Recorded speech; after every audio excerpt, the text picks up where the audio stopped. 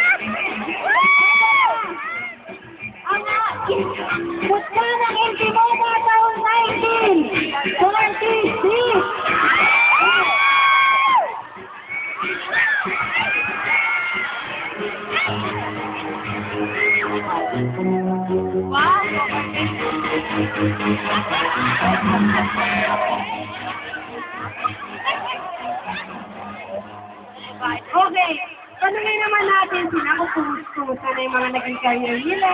Hoy, masyado kayo maliganib. Ayan, yan yung yan. Pakilala, yan ang mga naging mutya ng Intimoda. O yan, kilala niyo na. Interviewin mo nga po. Hi. Kumusta naman ang naging career mo after? Yung mama na. Ay, paas mo naman. Eh, ano naman ang pinagkakabalan mo yun? Ay, siyempre yung mga nakakit dyan sa kape.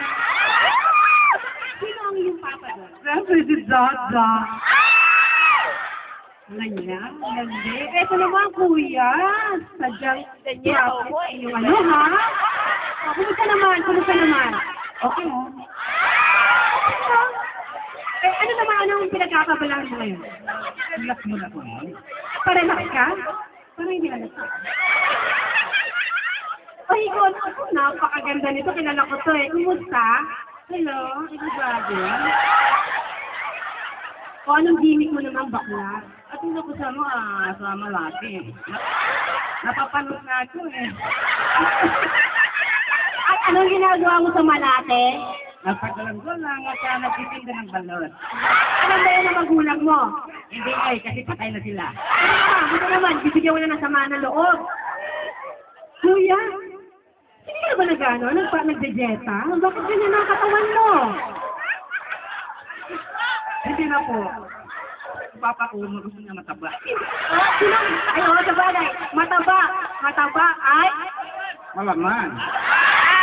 Very good! Hindi ako mataba. Bye.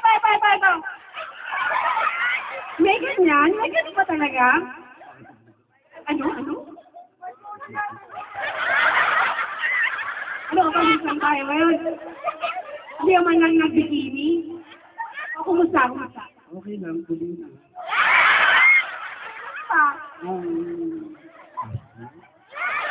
Hindi ka na rin nag-jeta ngayon. na naman sa likod. Ano? Okay, so ito po, pinapakilala ko ang aming mutya. At sasayaw kayo, wag na. Kakalat lang kayo. Magbibigay sila ng isang kulang ang ating oras kung sila ay Buti naman kulang tayo ng oras. Oo, no. Yeah, pero sasayaw daw sila. Pagbigyan. Sige na, sayaw!